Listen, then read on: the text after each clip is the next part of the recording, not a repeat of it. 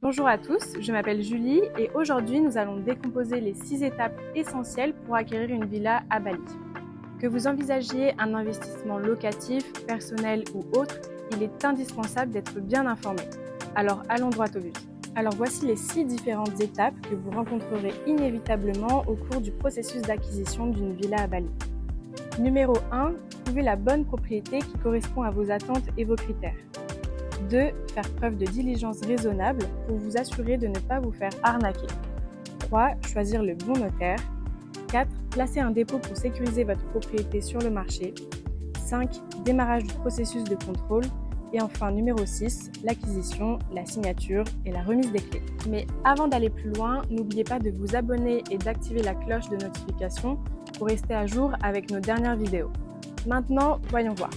Première étape, trouver la bonne propriété. La première question que vous devez vous poser, c'est est-ce que c'est pour un investissement locatif ou pour un usage personnel? S'il s'agit d'un investissement, vous devez vérifier les rendements locatifs sur des plateformes comme Airbnb ou Booking. Utilisez ces données pour calculer votre RCI et contactez une société de gestion pour obtenir plus de renseignements sur le marché actuel. Il existe un site pour en savoir plus sur les rendements locatifs de la région appelé airbtx.com.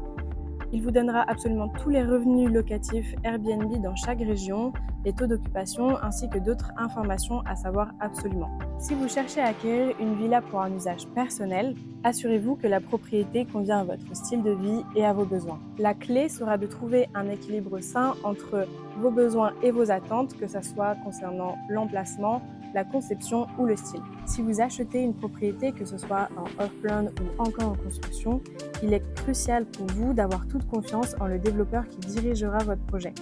Vous dépendrez entièrement de lui durant la construction. C'est pourquoi il est important d'évaluer la réputation du vendeur.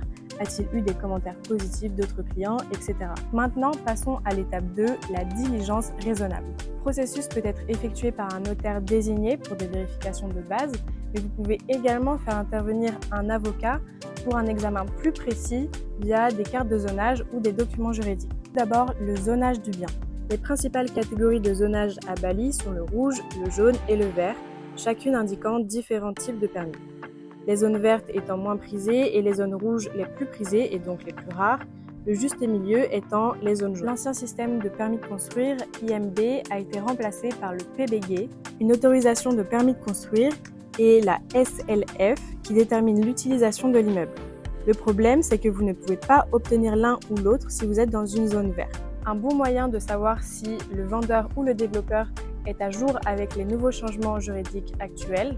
A-t-il mentionné IMB ou est-il au courant des nouvelles modifications réglementaires telles que leur nouveau nom, PBG ou SLF? Vous devez être en capacité de comprendre les contrats cadres et ses sous-baux. Assurez-vous que tous les contrats sont cohérents et que vous héritez de tous les droits du développeur pendant toute sa durée. Il pourrait y avoir des scénarios où le terrain a été loué plusieurs fois, alors assurez-vous que toutes les données historiques soient vérifiées. Un autre point qui est souvent négligé, c'est l'accès. Assurez-vous d'avoir un accès légal à votre propriété. De plus, vérifiez s'il y a des litiges juridiques en cours sur le terrain et assurez-vous que la taxe foncière, PBB, soit payée et vérifiez que l'emplacement de la villa correspond au bail principal et au certificat foncier. Étape 3, choisir le notaire. En tant qu'acheteur, vous avez le droit de choisir votre propre notaire. Choisissez un notaire de bonne réputation car c'est lui qui s'occupera de votre argent et de la transaction. Vous pouvez également engager un avocat tiers pour superviser la transaction et renforcer la diligence raisonnable, mais cela pourrait prendre plus de temps et augmenter le risque de perdre la transaction. Quatrième étape, le dépôt. Mais pourquoi est-il si important? Un dépôt vous donne le temps de faire preuve de diligence raisonnable.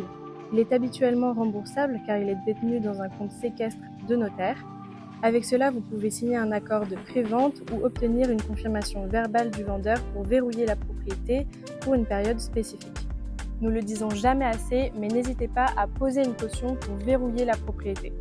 Nous avons vu d'innombrables acheteurs commencer le processus contractuel sans poser de dépôt. Et le problème, c'est que le processus contractuel peut prendre du temps et sans dépôt, le vendeur est susceptible d'accepter toute autre offre d'acheteur intéressé. Si le dépôt est entièrement remboursable, il ne coûte rien de le placer, sauf bien sûr les frais de transaction. Étape 5, le processus contractuel.